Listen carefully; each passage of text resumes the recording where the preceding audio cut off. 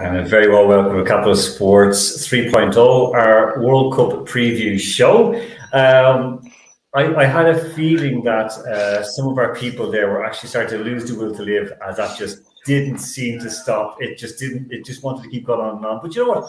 I kind of enjoyed it. I kind of am into Arabic music from living there, so it's not so bad. So, where are we going to start from right now? We're going to start and have a look at the opening game of the World Cup, which this time next week will already be over. So we'll already have started, kicked off the biggest show on earth, bar of course the All-Ireland hurling final. That's according to Roy Keane. Now, we do have a little bit of giveaway as well. So if you can correctly guess the exact result of the opening game between Qatar and Ecuador next week, of course, kicking off at 5 p.m. CET, that's 4 p.m. in Ireland and 7 p.m. in Russia, you'll actually get a little prize. Yeah, you will actually have a prize. We will be able to get it to you. Like, there are all different ways to get things to you, but you get a bit of a World Cup, let's just say, souvenir, a World Cup souvenir. So there you go. So a couple of prizes to give away. So remember, put in the chat your prediction, and by this day next week we'll be announcing the winners. Straight away, bringing in my colleagues, my co-hosts for tonight. Delighted to see them all. Keane McGivney, Andrew Flint, and Isolt Cody. Isolt is joined by, I don't know which one of the pups is making sure to be here. Oh, it's Simba, making sure that he is being heard. I'm going to start off with the man on top, Keane. Keane, what's the expectations like down your neck of the woods in the Kingdom of Kerry for this 2022 FIFA World Cup in Qatar? Can I be honest? No. Yeah, go on ahead.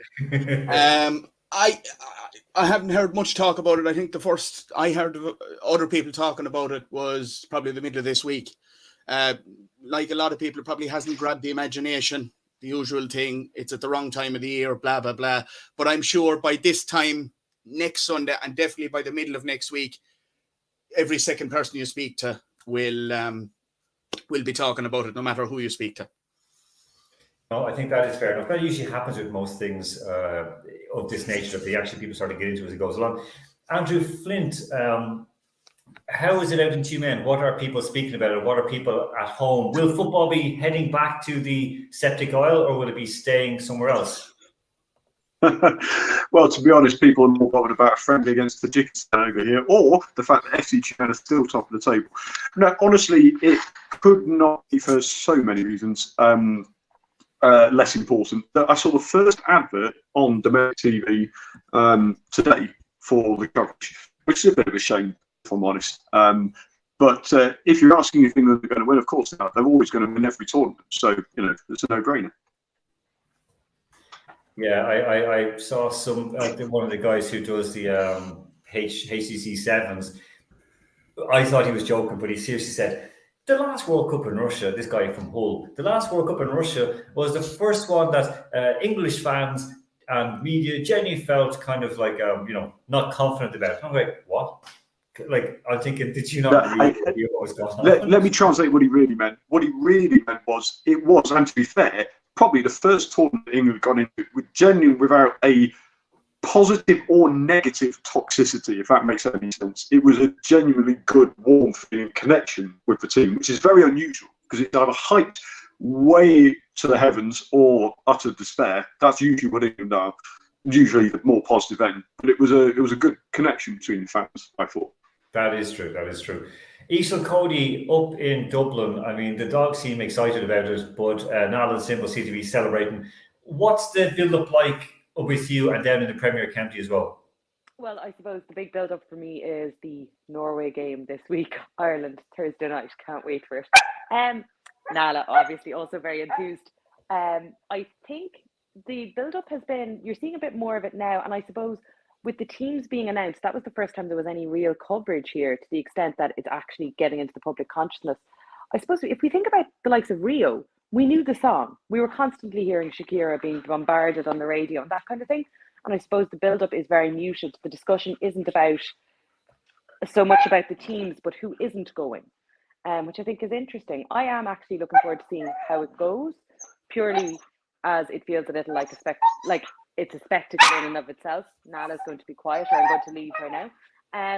And more than anything, I would just like to comment that I love the fact that that song sounded remarkably like an Azerbaijani Eurovision entry. If that's the standard we're going for, can't wait for Qatar. Yeah, I don't know. But was Shakira not? Was she Brazil or was she South Africa? I can't remember which one she was. All I know is I knew the damn song. Waka Waka, yeah. And I know on the radio we had a competition of which was the best and worst World Cup songs, and like a lot of people really went for that. I don't know. I genuinely, and even like the World Cup team songs, the ones that were played for teams. I there's only a few of them I would really know. I mean, the Irish ones, of course. I think Scotland's "Don't Come Home Too Soon." I think it's Delamitri. That's a really good one, but I don't know what other ones really. I suppose it's all about setting the tone for what you're kind of expecting, and even straight away it feels like, and maybe it's because I watch so much boxing, that when I'm looking at that video, it instantly felt very much like what you would see in a Saudi build-up to 2023, Vision 2023. That's what struck me. And that's not the worst thing in the world, but I also did like the fact that near the end of the song, it sounded, and I'm sure they were not saying it, like they were saying Yemen, Yemen. Okay. That's what I took from it. I'm sorry. I mean, we will. We're gonna as a halfway break of the show, we're gonna play the official theme song. It's called Hiya Hiya. So it could be from someone from Cork or something. So I don't know, Hiya Hiya or Louth. Okay, we're going to start off with Group A. Okay, so Andrew has very kindly given us the details. We're going to click across here for Group A. Of course, that is the opening match of we'll see the opening match of the World Cup. The teams involved in it, well, I mean, we kind of understand who is there. Of course, is the host Qatar. You also have Ecuador, Senegal, and the Netherlands. Of course, Holland, they'll be looking to try and break their duck this year because they have not won, a World Cup. They've been to 3 finals and not, won once. Senegal, again, they've been there, they've seen it, but they haven't seemed to try and perform up to the level of the players that they have. And of course, Ecuador, it is their 4th World Cup. Their best showing was 16 years ago, 2006, when they reached the last 16, so the second round of the competition. A decent side, they're 44th in the world, but they are not on a very good run in the last little while. And going up against a Qatar team that will be motivated. We saw it with Russia, 4 years ago when they basically just played so far above themselves. This Ecuadorian team has drawn, of course, with Saudi, has drawn with Japan, drawn with Iraq in the last 3 games since September. They have beaten Nigeria. They have drawn with Argentina in World Cup qualification. They qualified well to get here. Of course, Qatar didn't have to qualify because they are hosts. So, you sort of look and say, okay, that they do have a bit of an advantage to come in against the hosts, who will also be nervous as well. But at the same time, it's a huge big question. The hosts will be motivated. Senegal, of course, we do know who they are, where they are. As you see at the bottom of the screen, thanks to Andrew Flint, we have the details of the team. Of course, they have players that just they are European Champions League level stars or international stars. In this year, how they've been doing? Well, they beat Bolivia in a friendly 2 months ago. They drew with Iran as well, 1-1. Iran would be another decent team to look out for. They did lose, of course, in the COSAFA Cup. They got beaten by Zambia 4-3. No great shame in that. They beat Mozambique then for the bronze medal on penalties. But again, they are. Many people would sort of view them to be there as kind of like the make-way team in the group. The Netherlands, of course, we know who they are. We know where they're ranked. I mean, they're 8th in the world right now. We do know about how they have been getting on recently. They have been on a very, very good run since 2021. They are unbeaten. They have they've only drawn 3 matches, with Montenegro away, with Germany at home. We remember that in March this year. And of course, they drew at home with Poland as well. Most recently beaten Belgium in the UEFA Nations League, who would be, of course, one of the favourites to go on and win this, because this is their golden generation finally, hopefully, going to flourish.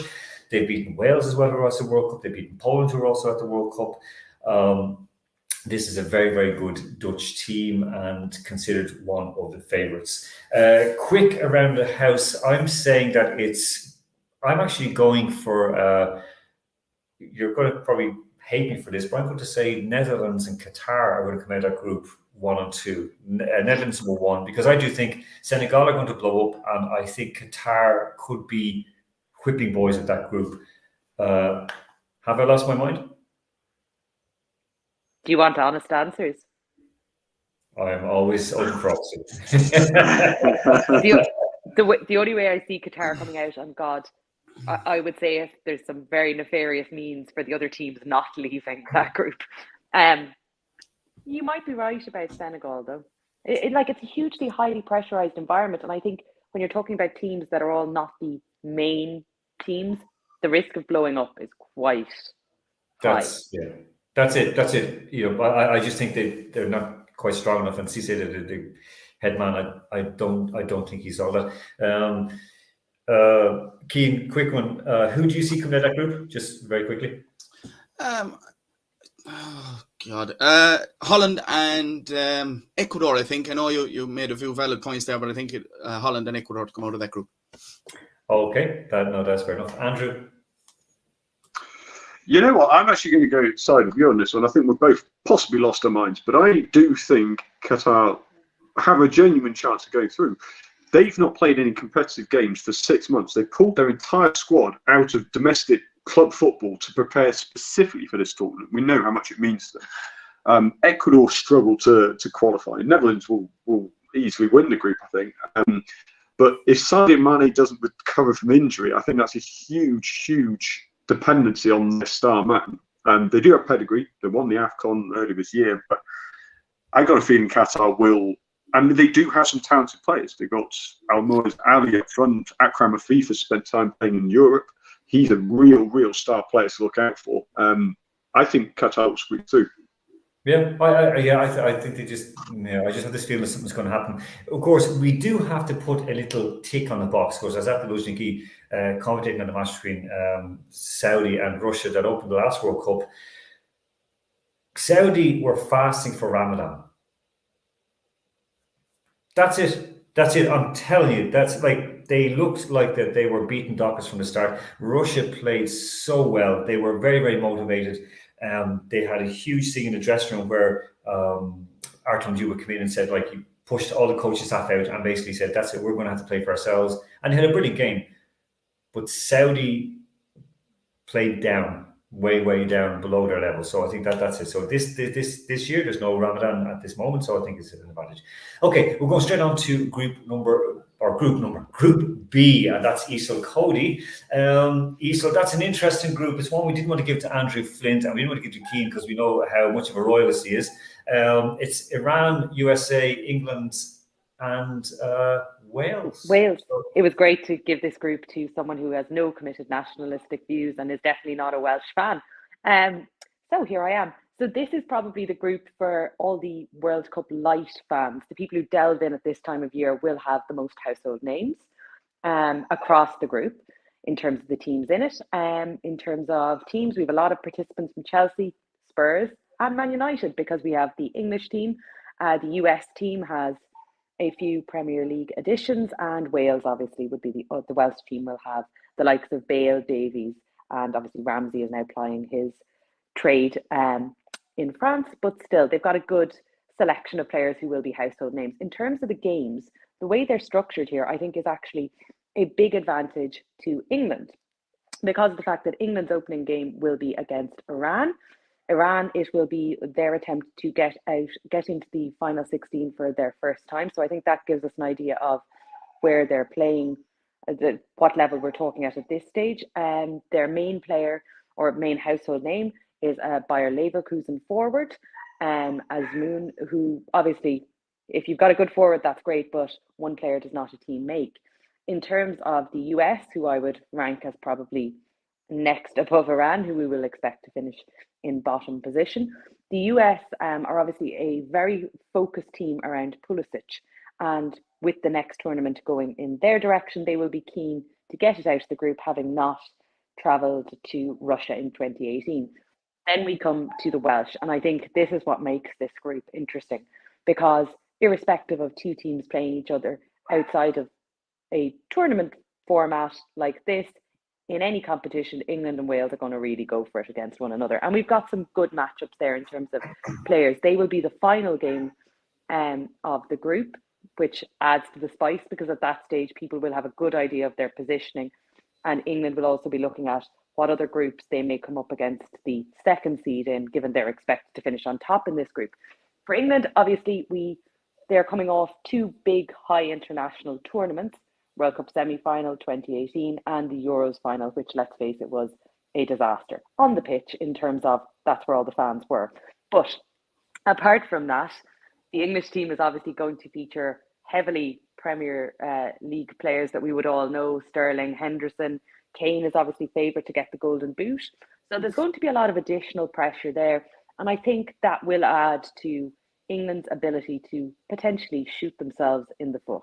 Because while I said a minute ago, and I'm contradicting myself, that it's generally the lower teams who are suddenly on this huge spotlight of a World Cup, like the Senegals of this world, who can implode, England are that high-profile team with that ability to implode. And if we all cross our fingers, click our heels 3 times, and hope that they will be going home quickly, it may just happen. Okay, I'm not going to ask you. I know about that, Lisa. That's you put it really. Look, this England could be. When they talk about like making or having their Waterloo, this could be England's Spain. This could be England's Germany, like in the last World Cup. This could be, but I don't know. I do think that they could shock us all, but they won't win. I do. I would say that I do really like Gareth Southgate. I think he's difficult not to like, but I think he's getting to the point now where this is really, it's a make or break. Yeah, second World Cup. This is it. He has to win or go home. I'm not going to ask Andrew about this. For this, I'm going to go straight into Group C, because this is one that I think that we were all kind of. I know Andrew would have liked to have had this group as well, but Group C, I think we just had to, divvy up a little nicer. So Andrew, this is over to you. So we're looking at Group C. It's an interesting one with the Saudis, Mexicans, Poles, and Argentinians. This is an absolute group of death, and the death could be of a Saudi variety. I think most people are going to expect Saudi Arabia to be the whipping boys. There really is very, very little pointing towards much there, because simply put, Saudi Arabian players do not play in the biggest leagues. They haven't built the greatest experience. I believe they've only won one match in World Cup finals since their first appearance back in 1994. So I don't expect that to change. We saw them in 2018 absolutely thrashed by Russia, who are not exactly the greatest international side even then. But Argentina they have a huge amount of pressure on them. They're ranked 3rd in the world for a reason. They are stupendously talented up front. They've had to leave behind so many good players already. They could pick their 3rd choice front line would be better than most international teams. But that pressure in a World Cup, it makes a big difference. And I think what will help them is the fact they play Saudi Arabia in the first game. Mexico and Poland are, in my eyes, very, very evenly balanced. We know Mexico have a very solid qualification record. They have made it to the round of 16 for the last 7 tournaments, but no further. And this has become a curse on their neck. So there's pressure on Mexico to break that curse. I think part of their problem actually is the fact that in their region, for so long, it's only ever really been Mexico and the US as powerhouses. But now we're seeing Canada emerge as a major young enterprising side. I would argue Canada are arguably ahead of Mexico at this point, more momentum. As for Poland, they have some very good players. Lewandowski is the star man, but they've got the likes of Piotr Zielinski, who's playing for the Serie A leaders Napoli. They've got Szczesny, Juventus goalkeeper, Arkadiusz Milik up front. They do have good players there. So that first game, Mexico against Poland, the first match day is going to decide the group effectively. A group of death, I'd say, arguably so. I've seen some people try to label Group B as the group of death because it's the only group where all 4 teams are in the top 20 in the FIFA rankings, which seems weird when you look at the teams in there. But Argentina clear favourites, but that brings a huge amount of pressure on them. Okay, I do think that in that sense, I do think it's I tend to agree with you. I think I will pick Argentina as being the eventual winners, but that's my own thing. But I do think it's going to be a huge match between those two sides. I think it's going to be very, very interesting to see who get on top between Poland and Argentina, and Mexico, of course, as well. They usually get into the second round and then flop. So we saw it last year or the last tournament as well. Okay, so we are on to Group D, and that is back to Isolt Cody. So Isolt, back to you. Group number D, which of course is Tunisia, Australia, France, and Denmark. Well, you would not need a crystal ball to see how this one is going to work out. But let me try and make it sound interesting. So we obviously have the French. Let's just start there and end there. The French are going to win this group. France, with names like Benzema and Mbappe, obviously from a French perspective going into this tournament, they are extremely strong favourites in the betting odds to come out of this group on top, and I don't think anyone will be shocked at that. Given that you have, I can see actually the rankings are going along the bottom of the screen, you will see that Tunisia are actually ahead of Australia, the Socceroos. I love saying Socceroos in the world rankings presently, but France obviously would be very strong favourites to come out on top, followed by Denmark. Denmark, obviously, they're strong at the back and strong at the front, which always helps. Schmeichel, obviously, in goals. Eriksson is even having a good day today, which is a good reminder to us of the strength of that team, and hopefully this will be a much more successful tournament for him, because I suppose the images of the Euros are still quite firmly in a lot of people's minds. Just to mention, with France, they are obviously travelling without Pogba and also without Kante. If we come on to Tunisia, they have never made it out of the group stages, and we shouldn't expect them to do it on this occasion. And to give a little bit of time to the Socceroos, again, just because I like saying Socceroos, the Australians, while they do have a few danger men up front, they have a very leaky back. So that's not going to bode well for them, unfortunately. They do, however, have a captain in Matty Ryan, who sounds distinctly like he should be from Tipperary, who actually plies his trade in Copenhagen. So he may be familiar with what's coming out of the Danish side, or what to expect on that front. But I think this is a very straightforward group in terms of predictions. I don't think that doesn't mean we won't have an enjoyable game or two. Sometimes the games that are the most fun are to watch some of the teams that are of a similar level face off against each other. And in terms of world rankings, Tunisia and Australia aren't far off one another. Obviously, they would not come across each other regularly because of the different routes to qualification. But let's just all get behind the Socceroos and keep using the word Socceroo until they leave. Yeah, it's kangaroos who play soccer. Come on, what's not to love? My neighbour's Tunisian, so I'm going to back Tunisia on that one. Yeah, that is an interesting one. I do think it's going to be pretty straightforward. I do think it's going to be Denmark are going to be, shocking themselves a bit. They're going to do quite well, but let's see what's going to happen. We're going to see Australia win and come through as well. They deserve it, especially after being cheated out of it in 2006 by Italy, which actually turned off all my. I stopped watching the World Cup from that moment until the final. And in the final, bloody Zidane comes up and headbutts an Italian. It's like, oh, Jesus Christ, almighty. Anyway, Andrew Flynn, you have the next group, which is an interesting one. It has, of course, Japan, Costa Rica, and Spain and Germany as well. So this is this could be Harry for Japan, and this could be something floating off into the Caribbean for Costa Rica. It looks like a 2-horse race, or am I totally wrong? It would take a very, very bold prediction to say anything other than Spain and Germany are going to walk this group, you'd have to say. Germany have, when you follow a manager like Jogi Löw, who was in charge for over a decade, one of the longest serving international managers, and you got to follow that out. That's pretty tough. Hansi Flick's got some unbelievably talented young players coming through. Jamal Musiala is arguably the most informed player for Bayern Munich at the moment.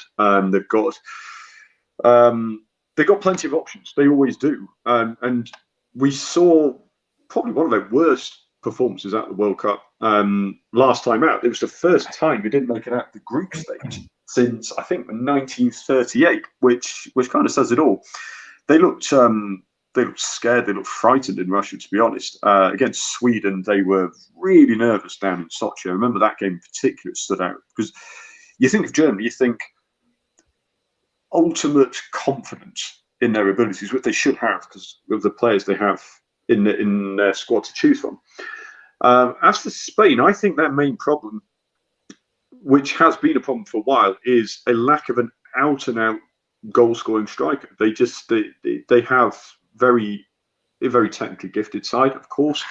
When Alvaro Morata is arguably probably first in line to start up front, that's kind of worrying. But look, Japan and Costa Rica, they really, really have an enormous task to get anything out of this group. But you've got to remember, Costa Rica, back in 2014, nobody gave them a hope. And they were not beaten in normal time. They really were within a whisker of coming through to the semi-finals. That was absolutely insane. Japan are... They never really threaten much more than squeezing through the group stage now and again. Every other World Cup, we get to the knockouts, group stage, knockouts, group stage. I don't really see much from them, to be honest with you. About a decade ago, they had some really top-name players, really signed for a lot of European clubs. Shinji Kagawa, when he was at the top of his game, was a real difference maker. But they don't really have any major stars like that this time round. So I think even an underperforming Spain and Germany are going to have very little trouble getting out of this group. I would love to try and make it controversial and say I think there's a dark horse here, but I'll be honest, I just don't see it this time. The one thing I would say to finish though, Costa Rica, in 2014, that fairy tale tournament that they had, they got through the penalty shootout against the Netherlands, and they brought on this was when Tim Krul was brought on right before the penalty shootout, the mind games, and he talks about it, and that for me was key, because he could say, I saw in their eyes, the pressure in their eyes. They wouldn't have the same pressure this time round because they've now broken that seal, but I don't think, I think the fairy tale is gone, and I don't see them getting anything. Yeah, I mean, Sligo Rovers used to have as well, especially in FA Cup finals or FA Cup finals, where they would bring on a different goalkeeper. And it worked for them time and again. I'm with that. I think it's a two-horse race in that one. I think Japan, they were magnificent in Russia 4 years ago. They had some brilliant matches where they really went just all out to win. It was great football watching them, but I think it's done doesn't.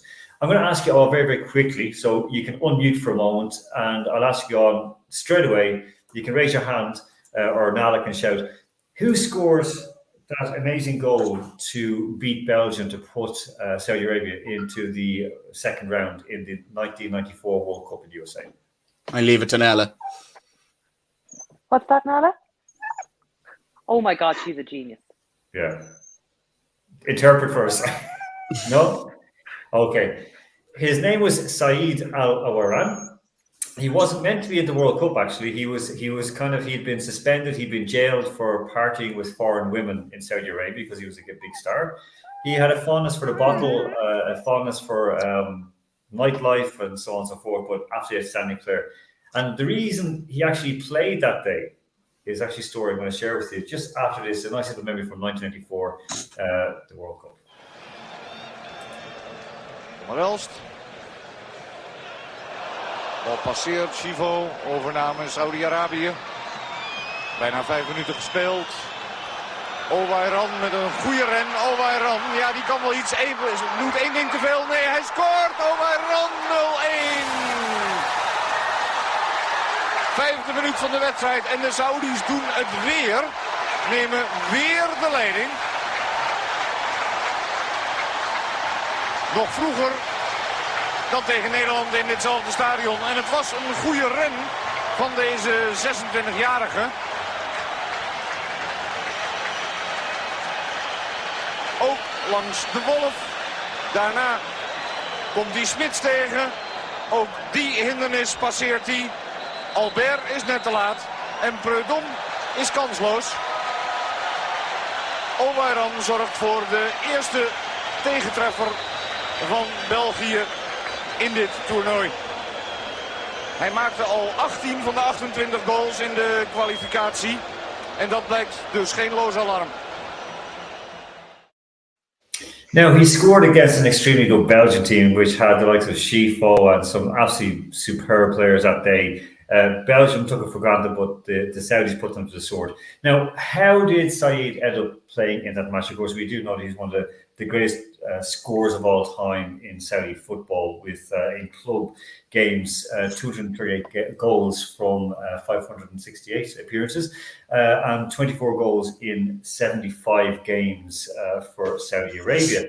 Now, the biggest problem he had was that he had that day in the RFK Stadium in Washington, the night before, the Saudi coach at that time, so the Saudi coach at that time had been called by the son of the king and basically asked, what's happening, what team are you going to pick, and so on and so forth.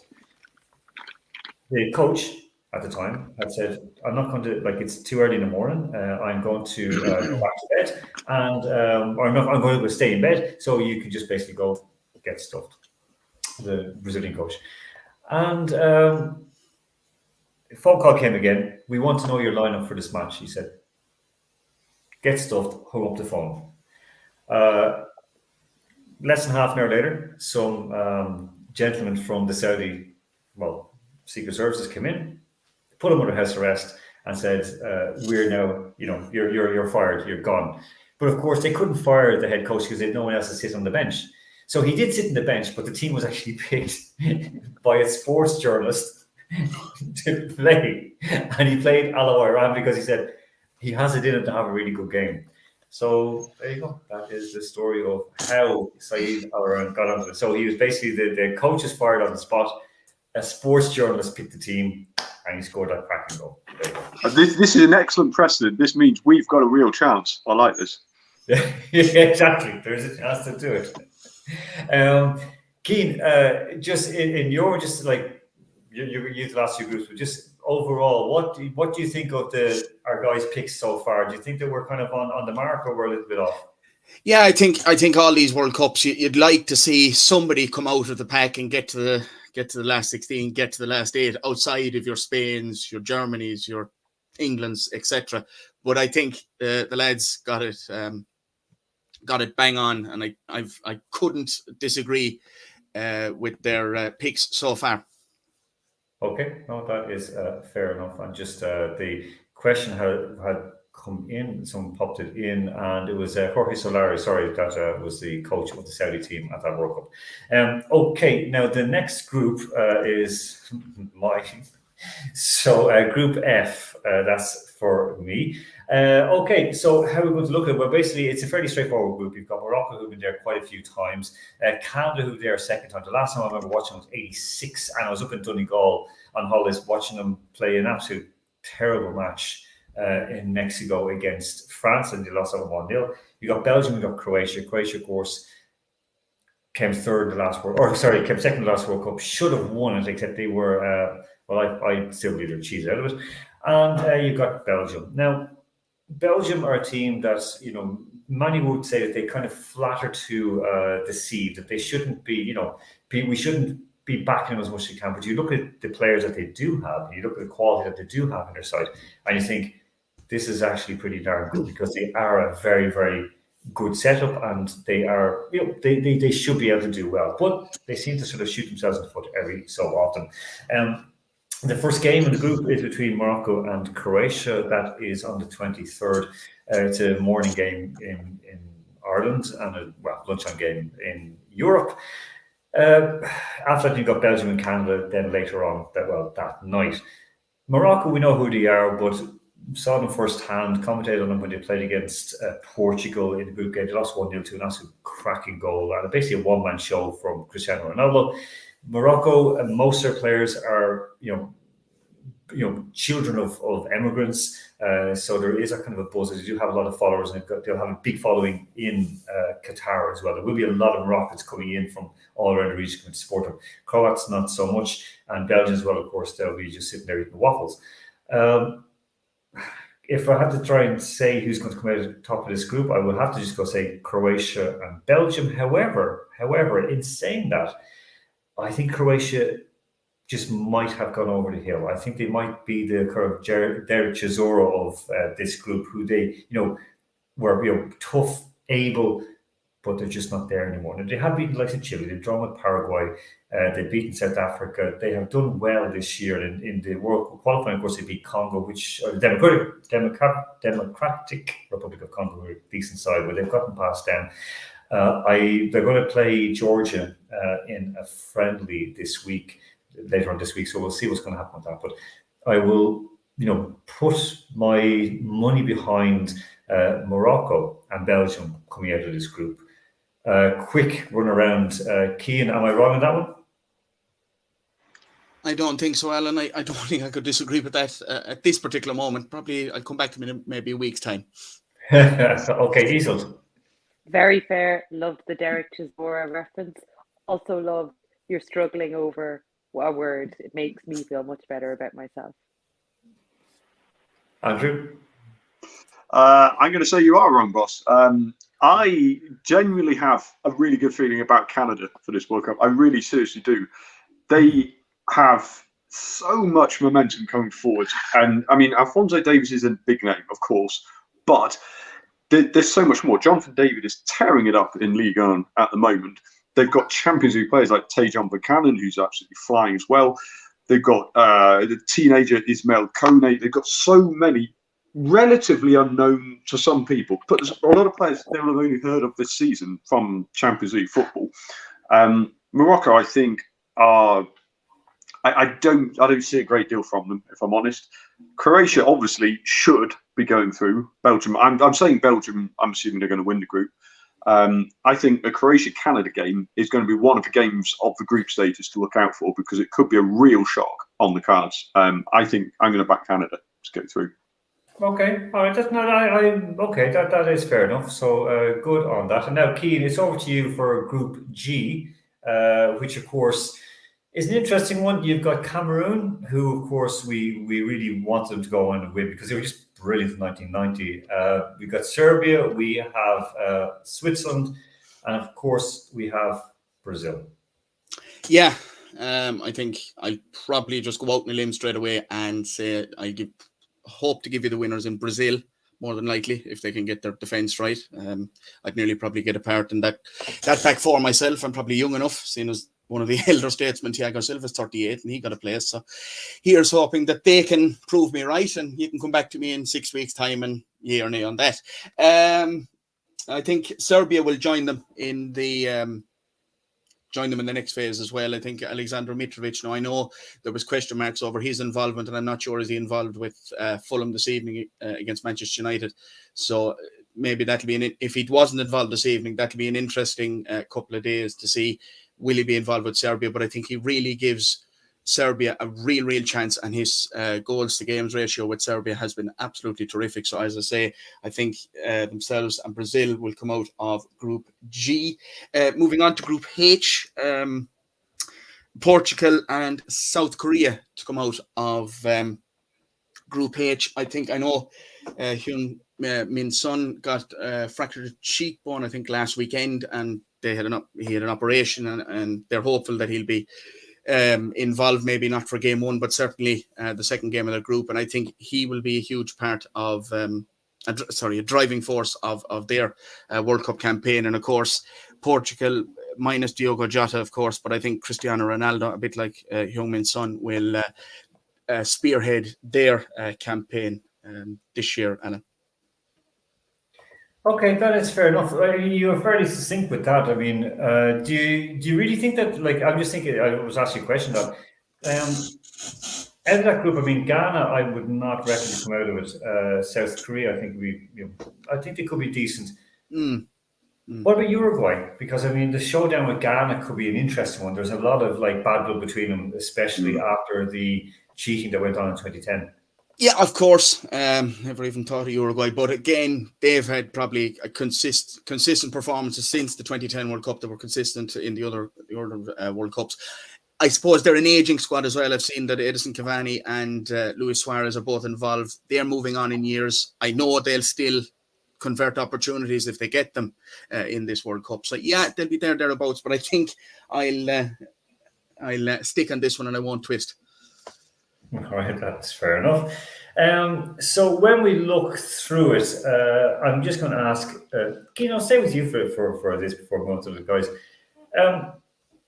Of all the picks overall, do you think that maybe, who would you see that we haven't already named could be kind of a dark horse or maybe sort of a bolter in this World Cup? Who could be that sort of team that lights up the World Cup, like Cameroon in 1990, for example, or South Korea in 2002, or I don't know who did. Well, I suppose Croatia in the last time out. I know we've already mentioned them, but I think Wales might do something if they can get it right.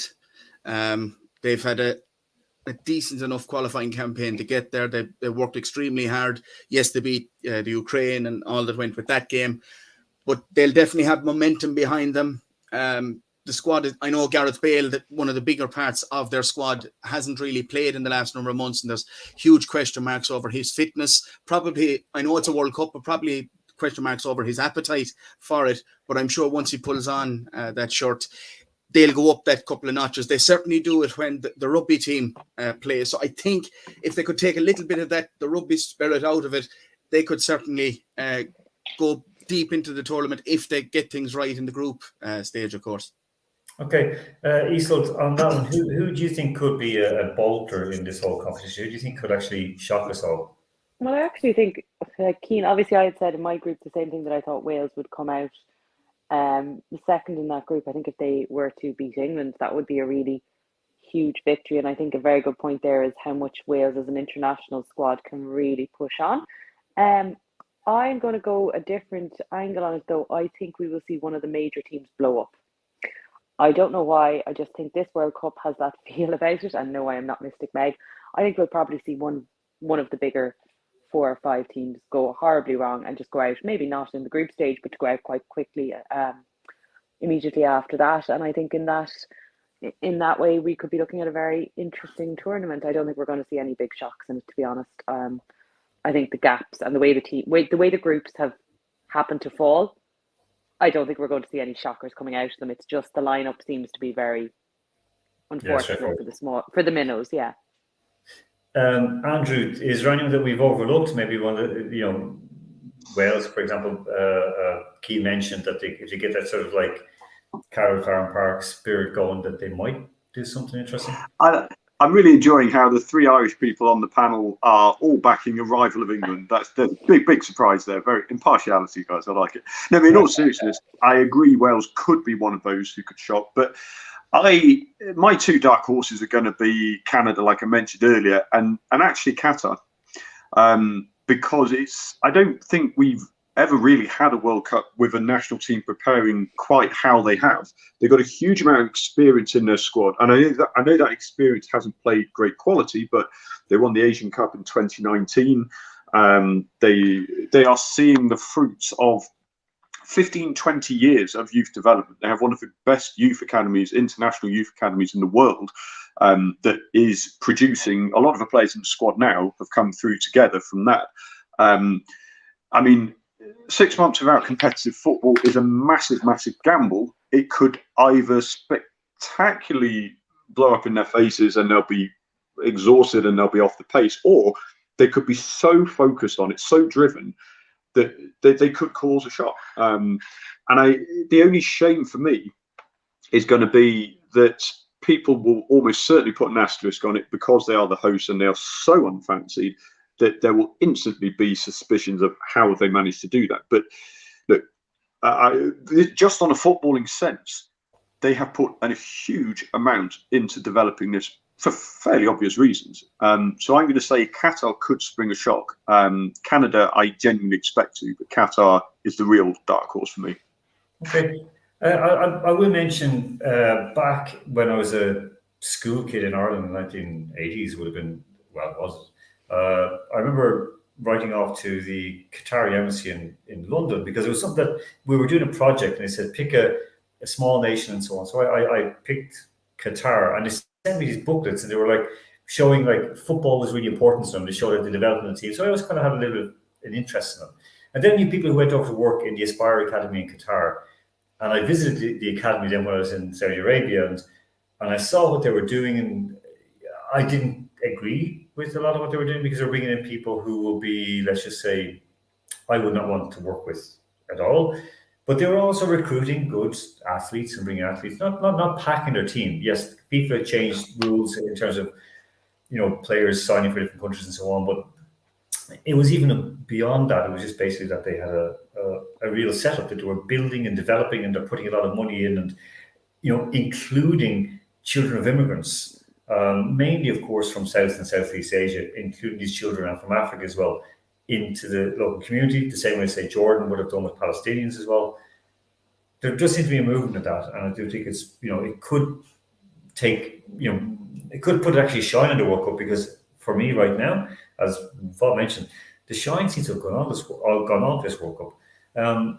Isolt, we're going to take the break in just a moment with some the main theme song, but do you think that is it a case of, like as Keane said, that once it gets started, we're going to all get into it, or do you think maybe that if Qatar do well, like Andrew says, like I think they'll qualify from the group, is that going to just turn more people against it, the same way as, say, when Russia started to do well this World Cup, doping?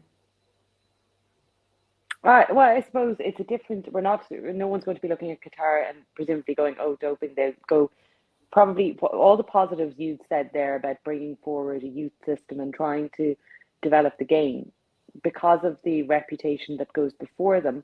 I think a lot of people will go, "Well, this has obviously been done by forcing people into this position, etc., etc.," which is quite difficult, because if you're trying to bring on a sport in a country, then whatever means you do it by, there's always going to be people who criticize. I think people will watch games at the later stages. I don't think this will have the same spark as other World Cups, but I do think there will be a big interest, and I think this is possibly it's a selfish point of view.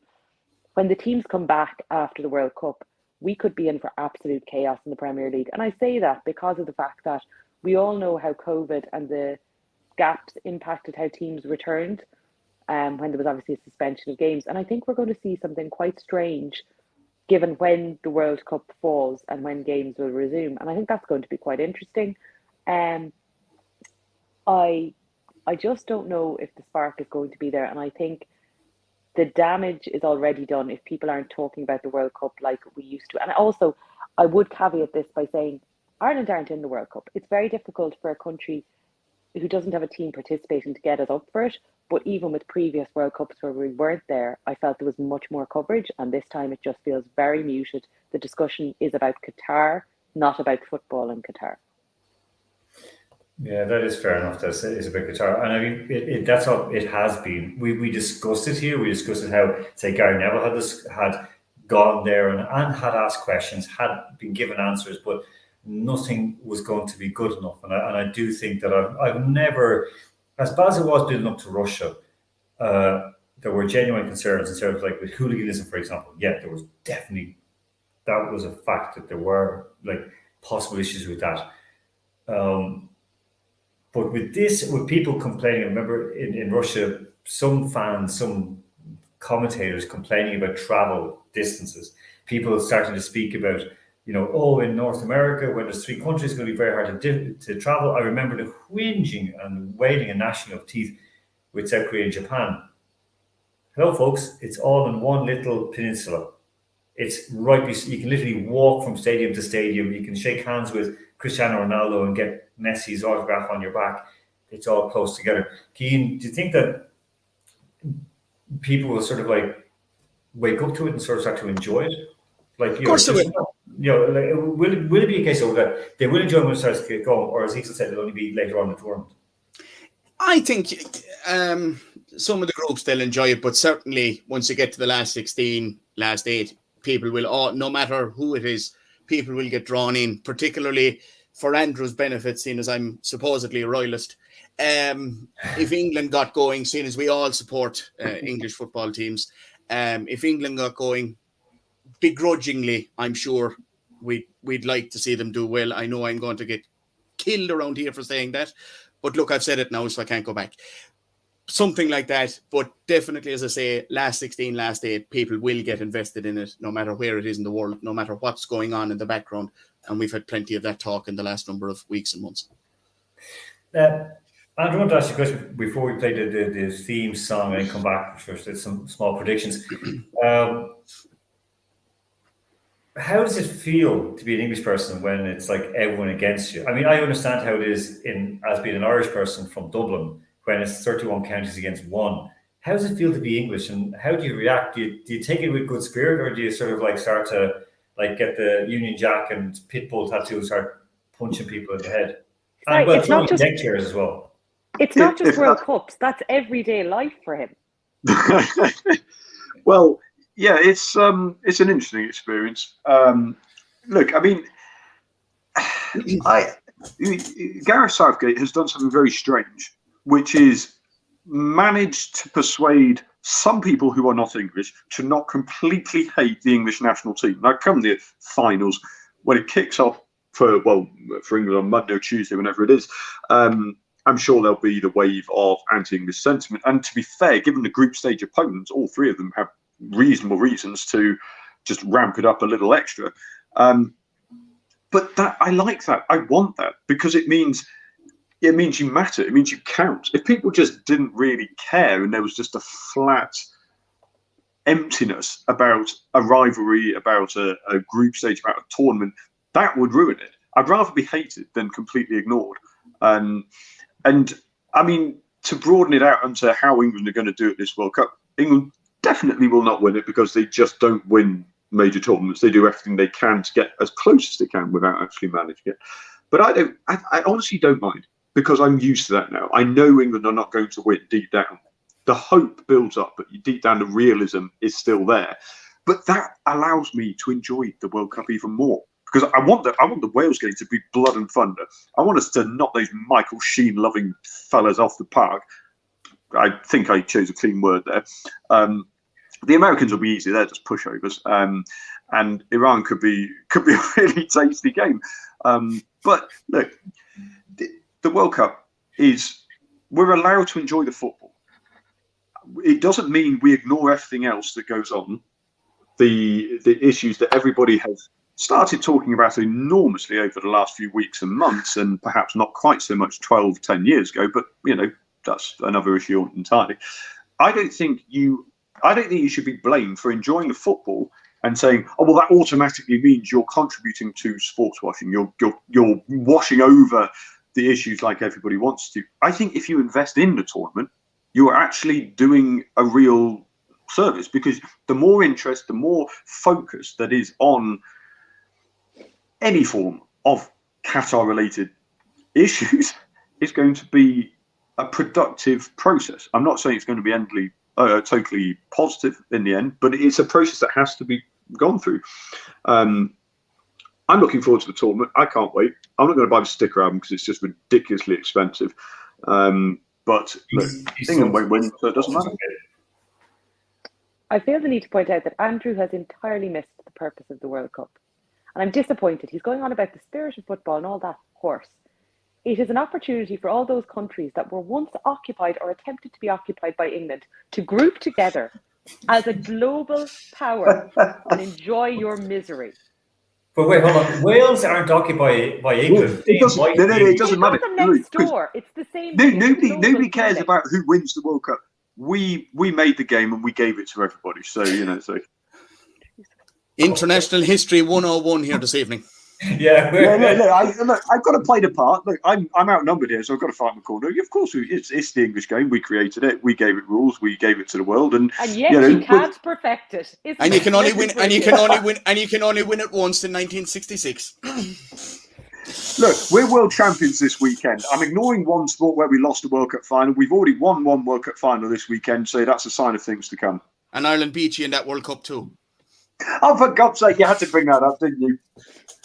Okay. Okay, well, that of course is the T20 Cricket World Cup that England would beat Pakistan and making over 1 billion people very, very happy in India. As before we sign off for tonight, we'll sign off with the theme. No, I'm going to actually play the theme song and ask all our folks what they think. So have we got enough time today for the theme song? Pardon? Have we got enough time to fit the theme song in again? We have 2 minutes. The World Cup will have started by the time it's finished. Yeah, it'll still be playing next Sunday. No, here we go. Here's Hiya, Hiya. Look, I just got it short. So Hiya, Hiya, the three singers, Trinidad Cardona, he's American, supposedly. Davido, he says he's Nigerian, but of course he's born in America. And of course, there's Aisha from Qatar. Isla, I'll get a lady's opinion on this. It's not a bad tune, to be honest with you. It's not waka waka, but I don't think Aisha would get it along with dancing with her belly and stuff showing in Qatar. Yeah, it was like the beat itself is very, again, I'm going to keep saying Eurovision because it's that kind of beat where it's just a repetitive beat. It's easy. No one finds it difficult to listen to the noise. The singing and the rapping, a little bit more difficult. I do love the fact that the words are better together, and yet she is clearly segregated, having her video shot far away from all the men. Far, far away, all over there. And they're showing a lot of clips of men helping one another off the field and a little bit of hugging. I don't know if they thought this through when they were selecting their clips, or if someone is having a very humorous laugh at Qatar. Yeah. But yeah, it's not offensive. Yeah. Unless you're a woman who's segregated. Cian, would that get you boogieing down in Carsavine? No, that would get me kicked out of a pub at 12:30, I would think. I think it'd be good to play it, to clear the pub at 12:30. Oh, absolutely, clear the pub, out, everyone out now. Jesus, okay, so we're not a fan. Andrew Flint. I actually got a feeling this could become a real guilty pleasure World Cup song. You should, like Ian said, you can't. It's the sort of song you won't be able to admit in public, but secretly, when it comes on with TV, it's not too bad. I mean, I'm not a fan of this whole techno voice, weird, whatever the nonsense is. Use your voice and sing, blah blah blah. But it wasn't too bad. It was reasonably upbeat, and no, I'm not going to be paying for it either. I'm not going to choose to listen to it, but I won't turn off the TV when it comes on either, I think. So, yeah, it'll do. What have we done to Andrew? There's something very wrong with him this evening. You've just I don't think there was anything right with me, to be honest. Come on, I've been on this show for years now. I've had Alan as host. How could I be normal still? That's true. Like over 5 years later, 5.5 years later, exactly. Well, you must be doing something right. You're still together. Exactly. There you go. There you go. All right, put it another way. When Qatar win the World Cup, and this is number one for 100 weeks in the Billboard Top 100, then come back to me then. Yeah, Okay. I think it's interesting. I do think it's interesting. So, folks, you can until next week. Of course, you can tell us the result. And I'm going to ask our guys straight away. So, cards on the table. Andrew, who's going to win the World Cup? Not Qatar. Brazil. Cian. Brazil. Isolt. Brazil. Look, feck it. I'm going to say Belgium just to be different. Well, I'd say Argentina. I think Argentina. Right. Messi is going to have a swan song. I think he is going to, play less minutes than usual, and I think it's going to be a big, big one for Argentina. They have a very good side. I think they're just going to do it, but that's down to me, of course. And finally, before I let you guys go, starting off with Isolt. Isolt, the opening match, the result, please. I'm going to go 2-1 to your Qatari friends. So, Isolt 2-1 to Qatar. Yeah, why not? Okay. I haven't been drinking. All right. Andrew. I'm definitely going for. I'm all in on Qatar. That's the national team now, so I've got to back him. Now, I think 1-0. They'll score in the 59th minute. It'll be Akram Afif cross for Almoy's Ali header at the back post. Oh, Jesus. Oh, goodness. Okay, Cian. A high-scoring draw, 2-2 or 3-3 or something like that. Okay, so 2. Okay, we'll say 2-2 draw. Okay, no, I think that's fair enough. And I mean, if we think about it, usually, look at it here. This is what the guys have said. So, like the Isolt and Andrew got for Qatar, Keane got for a draw. Opening games usually throw up a few little interesting things. We remember back in 1990, of course, the magnificent Cameroon hammering in the physical sense of Argentina. So that was very, very interesting. So, okay, so guys, on that note, I will say thank you very much for this evening. I know we're going to see each other again next week after to have a look back at the opening game of the World Cup. Hopefully, all will still be sane, and hopefully the predictions will come through. And again, thank you all for a brilliant World Cup preview. Isel Cody, Andrew Flint, and Keane McGibbon. Thank you very much. No problem. Thanks a See you lot. next week, guys. Okay, and we're going to play out with the World Cup theme kind of song, even though we should be playing it with our Capital Sports one. But we're going to, that double end, actually meant double end this past week, but I'm going to play it with the Qatar song. And until next Sunday, remember, you can still, until kickoff, send in your messages to let us know who you think is going to, or what the result it will be of the opening game. So until next week, take care of yourselves and each other.